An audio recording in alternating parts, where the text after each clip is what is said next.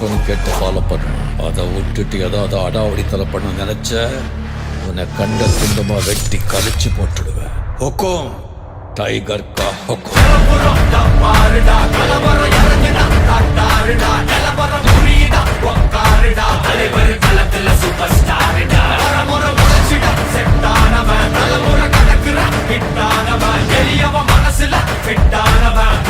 ஜெயிச்சிட உரித்தானவ